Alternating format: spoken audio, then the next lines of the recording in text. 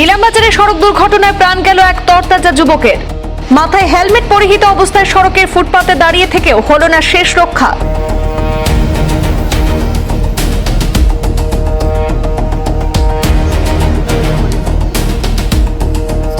বিলাসবহুল গাড়ির নিয়ন্ত্রণ হারানোর জেরে প্রাণ গেল এক যুবকের। স্কুটিতে থাকা যুবককে ধাক্কা মেরে সড়কের পাশে খাদে পড়ে যায় গাড়িটি।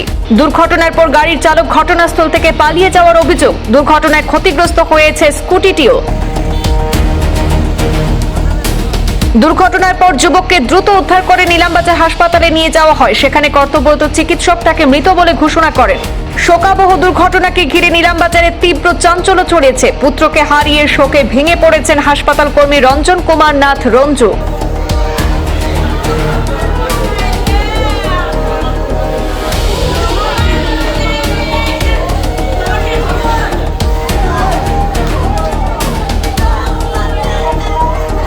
বাড়ি থেকে স্কুটি নিয়ে বেরিয়ে আর ফেরা হলো না যুবকের। দুর্ঘটনায় শোকের ছায়া নেমে এসেছে পরিবার এবং পরিচিত মহলে। দ্রুত ঘটনাস্থলে পৌঁছে উদ্ধার প্রক্রিয়া শুরু করে পুলিশ। দুর্ঘটনায় জড়িত গাড়িটিকে হেফাজতে নেওয়া হয়েছে বলে জানা গেছে। এই দুর্ঘটনার কারণ এবং গাড়ির চালকের ভূমিকা নিয়ে তদন্ত শুরু করেছে নীলামবাজার পুলিশ।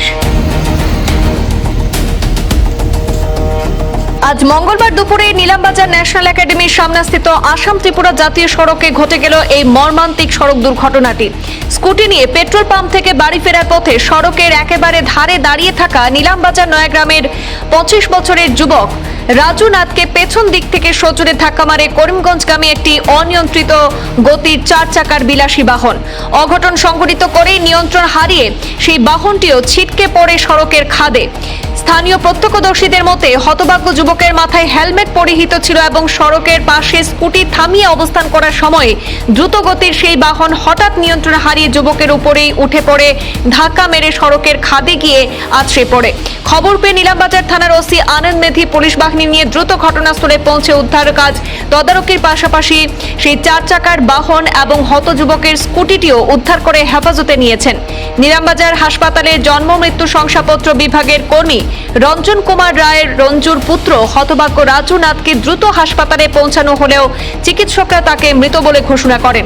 পুরীর যুবকের মৃতদেহ নীলামবাজার হাসপাতাল থেকে ময়নাতদন্তের জন্য সিভিল হাসপাতালে মর্গে পাঠিয়ে এই ঘটনার তদন্ত অব্যাহত রেখেছে। এই ঘটনা ঘিরে পুরো এলাকা জুড়ে তীব্র প্রতিক্রিয়া সৃষ্টি হয়েছে। ঘটনা হয়েছে আপনার বাটরিয়া বা বাড়িগ্রাম তো আগরতলাগামী যে মেইন রোড আছে ন্যাশনাল হাইওয়ে করিমগঞ্জ নৌকা একটা বিলাসী বাহী গাড়ি একটা যার যেতে সময় আপনার নীলামবাজার যাওয়ার আগে যে এসপি পেট্রোল পাম্প আছে তার উল্টো সাইডে একটা স্কুটি গাড়ি এখানে মানে খাড়া করা আছে, একবারে সাইডে খাড়া করা আছে যাতে আর কোনো জায়গা নাই, মানে লাস্ট সীমিত জায়গাতে দেখা আছে। খাড়া স্কুটিতে ইয়া এই বিলাসীবাহী গাড়িটায় তারে ধাক্কা মারছে, ধাক্কা মারিয়া গাড়িটাও পড়ছে, এখানে স্কুটিও পালাইছে।